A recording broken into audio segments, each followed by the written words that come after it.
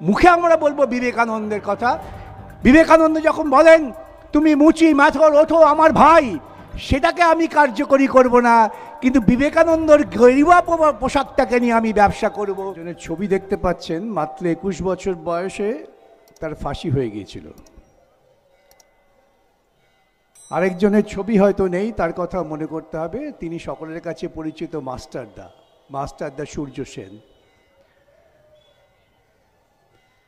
এই তরুণ ছেলেটি যখন তাকে ফাঁসি দেওয়ার হুকুম হলো, এবার চলো তোমার ফাঁসিতে যেতে হবে, সে বলছে একটু দাঁড়ান, আমি একটা বই পড়ছি, বই পড়াটা শেষ করে নিই। কি বই পড়ছো? সে জেলারকে দেখিয়ে বলল লেনিনের স্টেট অ্যান্ড রেভলিউশন। ইংরেজ জেলার ঘাবড়ে গেলেন। এর ফাঁসির আদেশ হয়েছিল তার কারণ ইনি ইংল্যান্ডের সংসদ ভবনে বোমা মেরেছিলেন। সবাই তাকে বলে তুই বোমা মারছো কেন? বলছে বোমা মেরেছি ভারতবাসীর ঘুম ভাঙাবার জন্যে, বোমা মেরেছি তোমাদের ইংরেজ শাসকদের ভয় পাওয়ানোর জন্যে। তার কিছুদিন পরেই, এই কয়েক বছর পরে, এটা 1919-এর ঘটনা, 1935, 32, 33, 35, মাস্টারদা স্কুলে অঙ্কের শিক্ষক। অঙ্ক মানেই যুক্তি, অঙ্ক মানেই বিশ্লেষণ। তিনি খুঁজে বেড়াচ্ছেন ক্লাসের ভালো ভালো ছাত্র কারা। তাদের ডেকে বলছেন, কিরে আমার সঙ্গে থাকবি, লড়াই করতে হবে। তিনি বলছেন লড়াই করবি কেন ব্রিটিশের বিরুদ্ধে? ব্রিটিশ তো আমাদের কত বড় রাস্তা দিয়েছে, কত বড় বড় ইমারত করে দিয়েছে, এত সুযোগ দিচ্ছে, তাও ব্রিটিশের বিরুদ্ধে লড়াই করবি কেন? ভেবে দেখিস। দুদিন পরে আয় আমার কাছে। দুদিন পরে ছাত্ররা এসে বলল, না আমরা নিজেদের সম্মান পাচ্ছি না, আমাদের আত্মসম্মানে ঘাটতি হচ্ছে।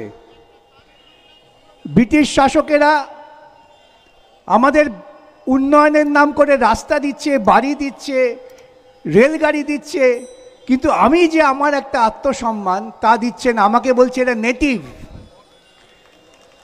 এই নেটিভদের সঙ্গে তারা ঘর করতে চান না, ঘৃণা করেন, তার বিরুদ্ধে লড়াই করতে হবে। এবং সেই তরুণ ছেলেরা তারা সংঘবদ্ধ হলেন। আপনারা জানেন, এটা আমাদের খুব গর্বের ব্যাপার। তারা ব্রিটিশের অস্ত্রাগার দখল করলেন। মাস্টারদা যখন ক্লাসের ছাত্রদের ডেকে বলছেন, তখন তার বোনেরা গিয়ে বলল যে কি হলো, আমরা কেন করব না? অনন্ত সিং তার দিদির কাছে গিয়ে গল্প করছেন, আমাদের মাস্টারদা এইসব শিখিয়েছেন, আমরা এবার যুদ্ধ করব, ইংরেজের বিরুদ্ধে যুদ্ধ করব। তার দিদি মাস্টারদার কাছে গেলেন, মাস্টারদা কি ব্যাপার, আপনি আমাদের ডাকছেন না কেন? আপনার কি ধারণা আমরা মেয়ে বলে আমরা ইংরেজের বিরুদ্ধে লড়তে পারবো না? মাস্টারদা ঘাবড়ে গেলেন যে আমাদের দেশে তো প্রথা ছিল মেয়েরা শুধু ঘরকন্যা করবে, সন্তানের জন্ম দেবে আর পতি দেবতার সেবা করবে। এই কৃষ্টিতে তো বড় করা হয়েছিল, এই মনুবাদী দৃষ্টিভঙ্গি। তিনি মেয়েদের একটু বাজিয়ে দেখলেন সত্যি সত্যি তারা পারবে কিনা। ওই একা ইন্দুদির সঙ্গে সঙ্গে আরো অনেকে এলেন। মাস্টারদা মেয়েদের একটা বাহিনী তৈরি করলেন, কল্পনা দত্ত, প্রীতিলতা, এরা সকলে মিলে ইংরেজের যে অস্ত্রাগার ছিল অস্ত্রাগারটা দখল করলেন। দখল করে সেখানে স্বাধীনতার ঝান্ডা উড়িয়ে দিলেন।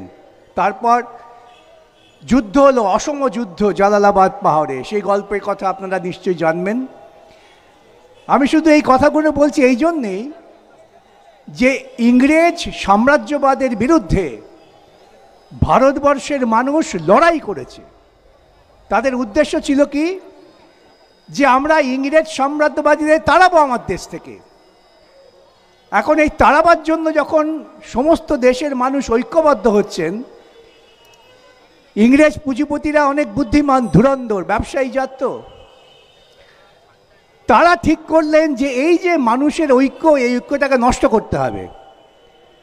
একই সময়ে, প্রায় একই সময়ে 1909-10 সময় সাভারকার নামে এক ভদ্রলোক, হিন্দু মহাসভার, তিনি বললেন ভারতবর্ষ দুটো জাতি, একটা হিন্দু একটা মুসলমান, এই দ্বিজাতি তত্ত্ব খাড়া করলেন সাভারকার, আরএসএস।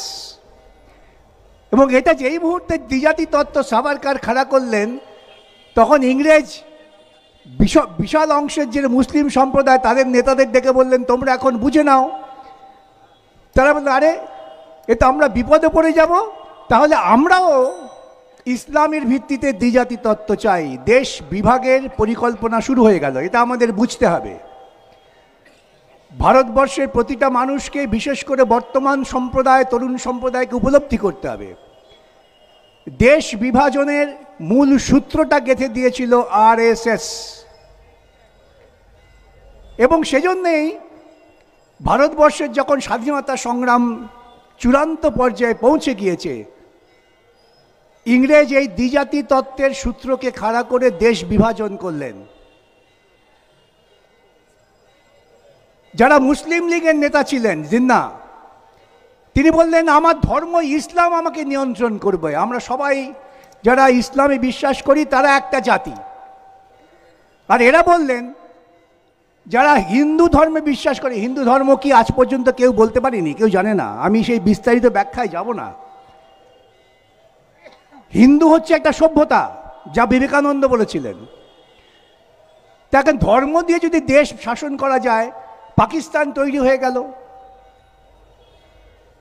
আমাদের ভারতবর্ষ, যে ভারতবর্ষে আমি জন্মেছি, যে ভারতবর্ষে এখানে যারা আছেন প্রায় 90% মানুষ জন্মেছেন, সেই ভারতবর্ষ সংবিধান সভায় আলোচনা করতে শুরু করলো যে আমরা দেশ শাসন করব কি করে।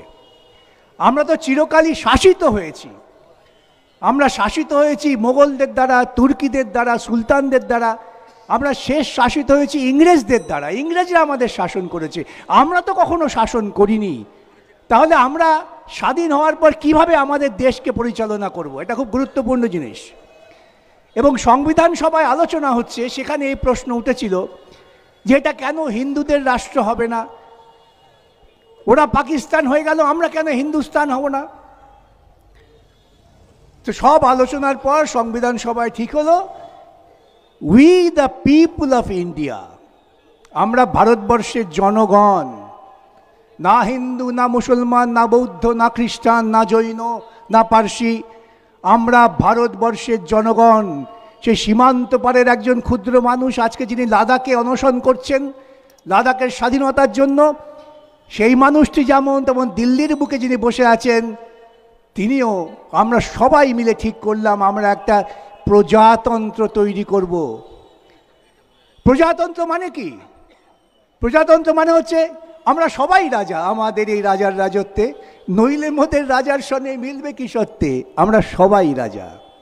রাজা সবারে দেন মান, সে মান আপনি ফিরে পান। আমরা প্রজারাই ঠিক করব আমাকে কে শাসন করব, আমরাই নির্বাচন করব কে আমাদের শাসন করবে। আমরা যাকে নির্বাচন করব তার দায়িত্ব হচ্ছে আমাদের মান দেওয়া, আমাদের সম্মান দেওয়া, আমাদের প্রত্যেকটা নাগরিকের প্রতি শ্রদ্ধা রাখা। এটা যদি হয় তবেই প্রজাতন্ত্র। তো ভারতবর্ষের সংবিধান গৃহীত হলো, সংবিধানে বলা হলো আগামী দিন যারা শাসন করবেন, যারা ক্ষমতায় আসবেন, ক্ষমতায় আমরাই আনব।